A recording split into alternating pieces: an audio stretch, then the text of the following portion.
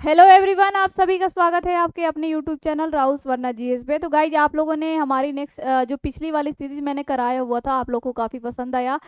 तो आज की सीरीज भी उसी टाइप सी है। आप लोग जो है ना अच्छे से क्वेश्चन को पढ़िएगा, फिर आंसर कीजिएगा, ठीक है। अगर आप लोग चैनल पे नए हैं तो प्लीज़ लाइक एंड सब्सक्राइब जरूर कीजिएगा। चलिए देखिए, पहला क्वेश्चन क्या बोला जा रहा है।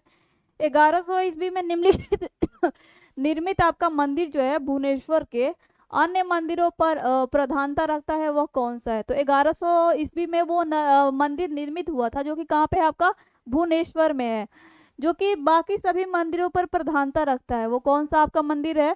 ऑप्शन ए है राजा रानी का मंदिर, ऑप्शन बी है कंदारिया महादेव मंदिर, ऑप्शन सी है त्रिभुवनेश्वर लिंगराज मंदिर, ऑप्शन डी है मुक्तेश्वर मंदिर। तो ये कौन सा है आपका, लिंगराज मंदिर। आप लोगों ने बहुत बार सुना होगा लिंगराज मंदिर, ठीक है। ये भी कहाँ पे है आपका, उड़ीसा के भुवनेश्वर में है, जो कि सभी मंदिरों पे प्राधानता रखता है। अब राजा रानी का मंदिर कहाँ है, ये भी भुवनेश्वर में उड़ीसा में है। ये भी भुवनेश्वर उड़ीसा में है। ये भी आपका कंदारिया मंदिर भी उड़ीसा में है, ठीक है। और मुक्तेश्वर मंदिर भी कहाँ है आपका, उड़ीसा में है, ठीक है। याद रखिएगा, मुक्तेश्वर मंदिर भी कहाँ है आपका, उड़ीसा में है। आपके एग्जाम्स के लिए मोस्ट इंपॉर्टेंट सारे क्वेश्चन। नेक्स्ट, होयसल की राजधानी निम्नलिखित में से कौन सी थी। मान्यखेत, द्वार समुद्रम, सोमनाथपुर, बदामी। तो आंसर क्या होगा गाइस, होयसल। तो होयसल वंश के संस्थापक कौन थे, विष्णुवर्धन। कौन थे आपके, विष्णुवर्धन, ठीक है। होयसल वंश की राजधानी थी कहाँ पे आपकी, द्वार समुद्रम, ठीक है। कहाँ थी आपकी, द्वार समुद्रम, ठीक है। और मान्यखेट आपको सभी को पता होगा, ये किसका था, राष्ट्रकूट वंश का कहाँ था आपका राजधानी, मान्यखेट, ठीक है। राष्ट्रकूट वंश का जो है आपका राजधानी कहाँ था आपका, मान्यखेट। और राष्ट्रकूट वंश के संस्थापक कौन थे, दंती दुर्ग।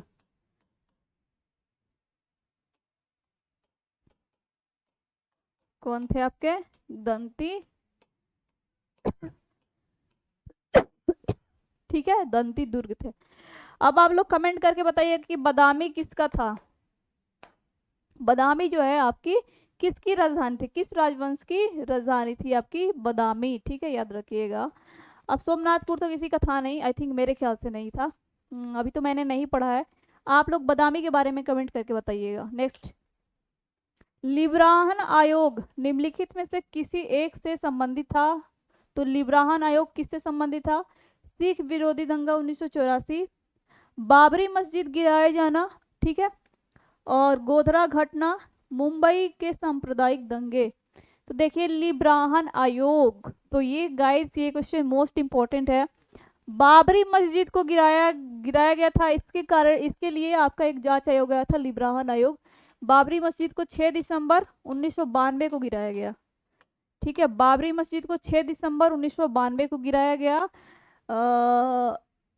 और इसके लिए आया था आपका लिब्राहन आयोग, ठीक है। याद रखिएगा, बाबरी मस्जिद गिराया गया। अरे वहीं पे तो आपका अभी क्या बना है, राम मंदिर बना है ना, हिंदू और मुस्लिम के बीच टक्कर चल रहा था, ठीक है। तो अभी देखिए फाइनली निर्णय आ गया, मुस्लिमों की हार हुई है, और यहाँ पे हुई है क्या, आपकी राम मंदिर का निर्माण, ठीक है। इसलिए क्वेश्चन आपके एग्जाम्स के लिए मोस्ट इंपॉर्टेंट बन जाता है, ठीक है, मोस्ट इंपॉर्टेंट बन जाता है। नेक्स्ट,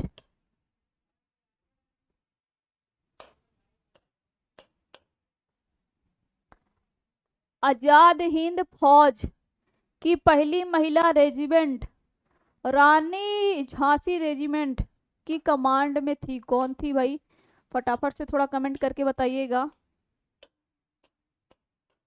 तो आजाद हिंद फौज की पहली महिला रेजिमेंट रानी लक्ष्मीबाई किसके कमांड में थी, किसके कमांड में थी, आप लोग फटाफट से कमेंट करके बताइए। ठीक है। तो उषा मेहता, अरुणा अशरफ अली, लक्ष्मी सहगल या फिर एनी मस्करीन। तो आंसर क्या होगा गाइज, लक्ष्मी सहगल के ये कमांड में थी। आंसर क्या होगा, option number C, Lakshmi Sehgal. ठीक है। क्या बोल रहा है, आजाद हिंद फौज की पहली महिला रेजिमेंट रानी लक्ष्मीबाई, सॉरी रानी झांसी जो है आपकी लक्ष्मी सहगल के कमांड में थी। ऑप्शन नंबर सी बिल्कुल सही है। आजाद हिंद फौज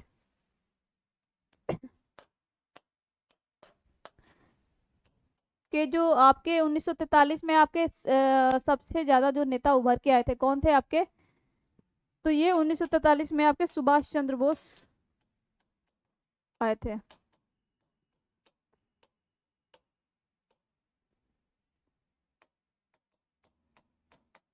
सर्वोच्च जो है नेता थे कौन, आपके सुभाष चंद्र बोस। ठीक है, फेमस हुए थे 1943 में। आजाद हिंद फौज। ठीक है।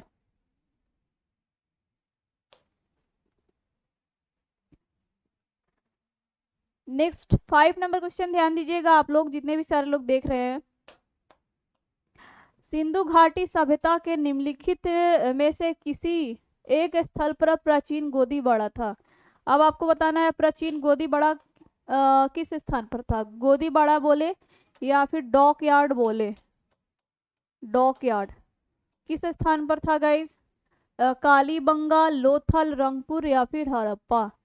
तो गोदीबाड़ा यानी डॉक यार्ड था आपका लोथल। ठीक है, लोथल कहाँ पे है, ये एक बंदरगाह था आपका, बंदरगाह था सिंधु सभ्यता का। कहाँ है, गुजरात। कहाँ है आपका, गुजरात में। ठीक है। किस नदी के किनारे हैं, भोगवा नदी के किनारे लोथल, भोगवा नदी के किनारे है आपका लोथल। ठीक है, याद रखिएगा। सिंधु सभ्यता का ये आपका बंदरगाह था, डॉकयार्ड था, गोदीबाड़ा जिसको बोल सकते हैं, लोथल जो कि क्या किस नदी किनारे है, भोगवा नदी किनारे, गुजरात में। कालीबंगन आप सभी को फेमस होगा, कहाँ पे है, राजस्थान में।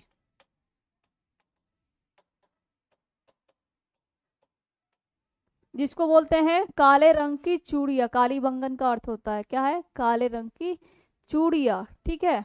नेक्स्ट, निम्नलिखित में से कौन जो है भारत का एक उच्चतम पर्वत शिखर है। तो कौन सा है, नंदा देवी, कंचनजंगा, गॉडविन ऑस्टिन या फिर नंगा पर्वत। तो देखिए गॉडविन ऑस्टिन जो है ना भारत का एक उच्चतम पर्वत शिखर है। ठीक है, गॉडविन ऑस्टिन को केटू भी बोलते हैं ना। इसकी हाइट है 8611 मीटर। ठीक है। और अगर क्वेश्चन पूछे भारत में सर्वोच्च पर्वत शिखर, भारत में बोले तब होगा आपका कंचनजंगा। भारत में, भारत में बोले और भारत का बोले, भारत का एक उच्चतम पर्वत शिखर बोले, का देखिए का आएगा तो आंसर क्या होगा, गॉडविन ऑस्टिन। भारत में भारत में आपका, भारत में सर्वोच्च पर्वत शिखर बोले में, तो क्या आंसर होगा, कंचनजंगा पर्वत शिखर। तो आंसर होगा कंचनजंगा। कहाँ पे है आपका, सिक्किम में पड़ता है। एंड ये आपका जो है ना गॉड यूनिवर्सिटी भारत पाक सीमा के बीच में पड़ता है ये। ठीक है। नेक्स्ट, काली मिट्टी भारत के किस प्रदेश में मिलती है आपकी, काली मिट्टी। तो काली मिट्टी भारत के किस प्रदेश में मिलती है, महाराष्ट्र में मिलता है, जी हाँ मिलता है, मध्य प्रदेश में भी मिलता है, गुजरात में भी मिलता है। आंसर क्या होगा, ऑप्शन नंबर डी हो जाएगा। ठीक है, काली मिट्टी महाराष्ट्र, मध्य प्रदेश, गुजरात, ये सभी राज्यों में आपका काली मिट्टी पाया जाता है। काली मिट्टी को क्या बोलते हैं रेगुर मृदा, रेगुर मृदा भी जाना जाता है काली मिट्टी को, रेगुर मृदा भी बोला जाता है काली मिट्टी को। ठीक है।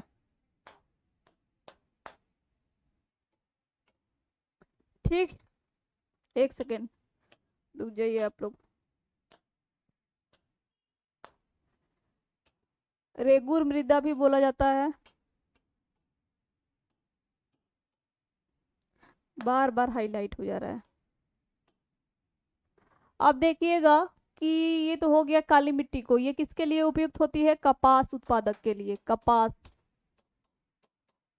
कपास के लिए ये फेमस होती है आपकी काली मिट्टी कपास उत्पादक के लिए, धान के लिए भी होती है, तो ये चीज भी याद रखिएगा, धान के लिए भी होती है, कपास के लिए भी होती है, इसको आपको रेगुर मृदा भी बोला जाता है, ठीक है, याद रखिएगा। नेक्स्ट, गन्ना के लिए भी उपयुक्त होती है गाइस, ठीक है। एक चीज और याद करिएगा, एक सेकेंड, गन्ना के लिए भी उपयुक्त होती है, गन्ना, गन्ना के लिए भी उपयुक्त होती है क्या, आपकी काली मिट्टी।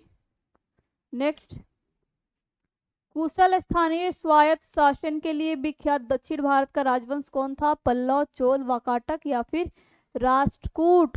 तो देखिए, कुशल स्वायत्त के लिए दक्षिण भारत का एक विख्यात राजवंश था जिसका नाम क्या है आपका, तो ये चोल, ठीक है, चोल। चोलों को जाना जाता था आपका स्थानीय स्वशासन के जनक के रूप में। इसको जो है स्थानीय स्वशासन के लिए भी जाना जाता है।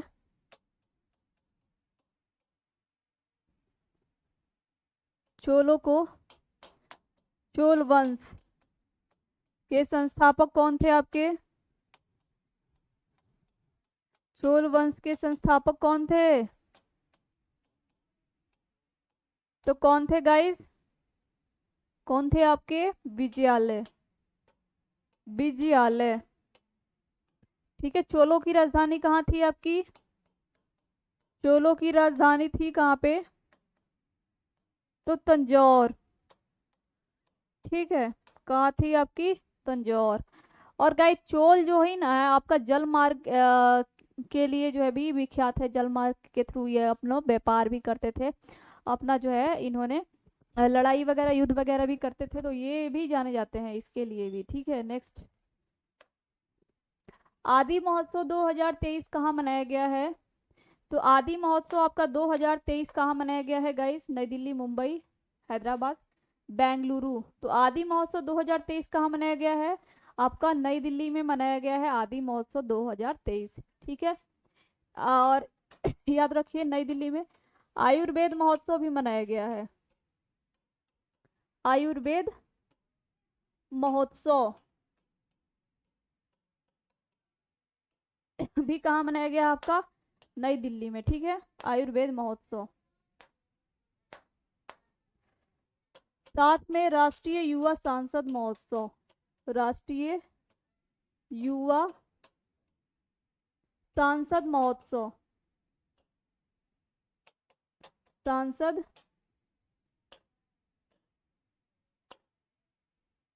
महोत्सव भी मनाया गया है आपका, कहाँ पे आपका, न्यू दिल्ली में मनाया गया है।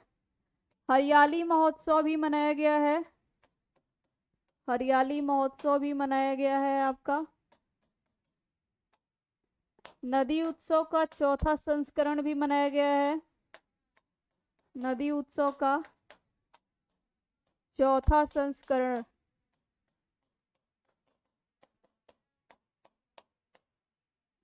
राष्ट्रीय उत्सव ये तो हो ही गया है। भारत ऊर्जा शिखर सम्मेलन, भारत ऊर्जा शिखर सम्मेलन भी मनाया गया है, ठीक है। एंड भारत ऊर्जा शिखर सम्मेलन तो हो ही गया। G20 2023 भी तो हुआ है, G20 2023 का आयोजन भी कहाँ पे हुआ है, न्यू दिल्ली में हुआ है। तो ये सारे पॉइंट आप लोग याद रखिए, एक बार मैं रिपीट कर देती हूँ। आयुर्वेद महोत्सव, राष्ट्रीय युवा सांसद महोत्सव, हरियाली महोत्सव, नदी उत्सव का चौथा संस्करण, भारत ऊर्जा शिखर सम्मेलन और G20 2023, ठीक है, ये सभी आपके न्यू दिल्ली में हुए हैं। खनिज और खान पर अंतर्राष्ट्रीय सम्मेलन भी आपका नई दिल्ली में हुआ है, खनिज एवं खान पर अंतर्राष्ट्रीय सम्मेलन भी हुआ है, अंतर्राष्ट्रीय सम्मेलन भी हुआ है कहाँ पे, तो नई दिल्ली में हुआ है, ठीक है, याद रखिएगा। नेक्स्ट, निम्नलिखित में से कौन भारत के प्रथम विधि मंत्री थे, जवाहरलाल नेहरू, मौलाना अबुल कलाम आजाद, BAR अम्बेडकर। तो ये श्री कृष्णमाचारी। तो 1947 में अंतरिम सरकार का गठन किया गया था, आप सभी को पता होगा ना, 1947 में, एक मिनट,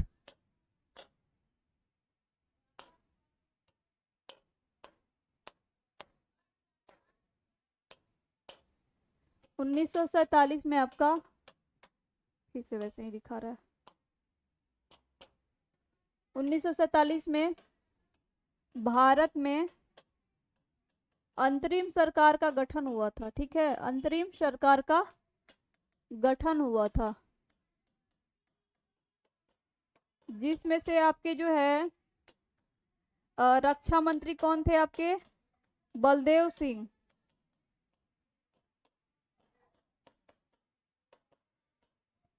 कृषि एवं खाद्य थे आपके, कृषि एवं खाद्य थे आपके राजेंद्र प्रसाद। ठीक, कृषि एवं खाद्य थे आपके राजेंद्र प्रसाद। और आपके श्रम मंत्री कौन थे? जगजीवन राम, जगजीवन राम। ठीक है, मौलाना अबुल कलाम आजाद क्या थे? शिक्षा मंत्री थे, शिक्षा मंत्री थे। बी आर अम्बेडकर जो है आपके विधि मंत्री थे। आंसर क्या हो जाएगा आपका? Option number C, B R Ambedkar क्या थे आपके? विधि मंत्री थे। विधि का मतलब क्या था? कानून मंत्री। ठीक है, नेक्स्ट, बृहद संहिता का रचयिता कौन है? आर्यभट्ट, ब्रह्मगुप्ता, वराहमिहिर या फिर उक्त में से कोई नहीं? तो देखिए बृहद संहिता, तो बृहद संहिता के जो रचयिता है ये कौन थे गाइस? वराहमिहिर थे। कौन थे आपके? वराहमिहिर। ऑप्शन नंबर सी बिल्कुल सही आंसर हो जाएगा। बृहद संहिता के आपके रचयिता थे कौन? आपके Varahamihira. Option number A. Aryabhatta के बारे में तो आप लोग जानते ही होंगे। तो ये आपके शून्य एवं शून्य के जनक किसको बोला जाता है? आपका आर्यभट्ट को। जीरो की खोज किसके ने किया था? आर्यभट्ट ने किया हुआ था। नेक्स्ट, अंतरा किस देश की समाचार एजेंसी है? अंतरा समाचार एजेंसी की बात की जा रही है। अब ये मत आप लोग समझिएगा कि गुप्त एजेंसी की बात की, समाचार एजेंसी बोली जा रही है अंतरा। अमेरिका, जापान, ऑस्ट्रेलिया या फिर इंडोनेशिया? तो अंतरा जो है किस देश की आपकी समाचार एजेंसी है? तो ये इंडोनेशिया की समाचार एजेंसी है। भारत की समाचार एजेंसी कौन सी है? भारत की समाचार एजेंसी कौन सी है? तो कौन है? PTI, press trust of India. ठीक है, पीटीआई है भारत की समाचार एजेंसी। और जापान का एक फेमस है क्योडो, क्योडो जो है आपका समाचार एजेंसी कहाँ का है?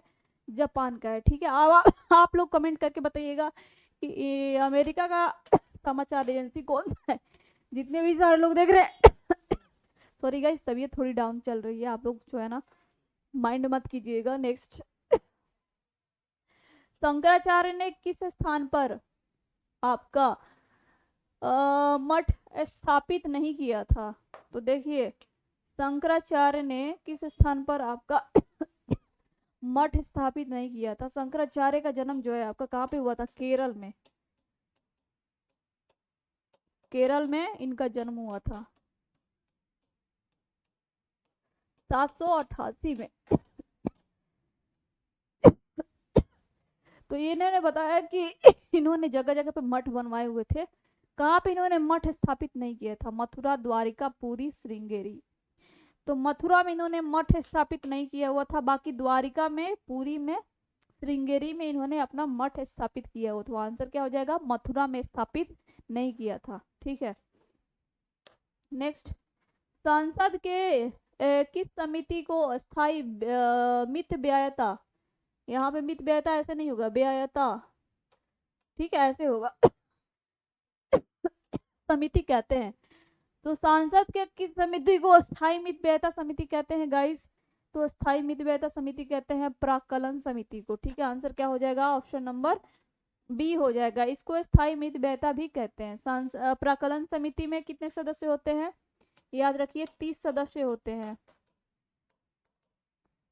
लोकसभा के। लोकसभा के 30 सदस्य होते हैं आपके प्राक्कलन समिति में। लोक लेखा समिति में जो है ना 22 सदस्य होते हैं, 22 सदस्य होते हैं, जिसमें 15 जो है आपके लोकसभा के और 7 राज्यसभा के। ठीक है, याद रखिएगा 15 लोकसभा के और 7 आपके राज्यसभा के सदस्य होते हैं आपके लोक लेखा समिति में। ठीक है, याद रखिएगा। और 30 सदस्य होते हैं प्राक्कलन समिति में, जो कि लोकसभा के होते हैं। लोक लेखा समिति को प्राक्कलन समिति की जुड़वा बहन कहते हैं, जुड़वा बहन। ठीक है, इनका कार्यकाल 1 वर्ष का होता है। ठीक है, याद रखिएगा 1 वर्ष का होता है। नेक्स्ट, राष्ट्रीय विकास परिषद का गठन कब किया गया था? 5 सितंबर 1962, 6 अगस्त 1950 और 5 सितंबर 1968, 6 अगस्त 1952। देखिए, राष्ट्रीय विकास परिषद का गठन 6 अगस्त 1952 को किया गया था। राष्ट्रीय विकास परिषद का गठन, ठीक है, 6 अगस्त 1952 को किया गया था। ठीक है, याद रखिएगा। आपके लिए ये क्वेश्चन मोस्ट इम्पॉर्टेंट है आपके एग्जाम्स के लिए, तो याद रखिएगा। ये सारे क्वेश्चन जो है ना, मैंने सारे क्वेश्चन सिलेक्टेड लेवल के कराए हैं गाइस। तो आई होप आपको ये क्लासेज अच्छी लगी होगी। प्लीज़ लाइक एंड शेयर जरूर कीजिएगा। मिलते हैं कल की क्लासेज में, तब तक के लिए bye and thanks for watching.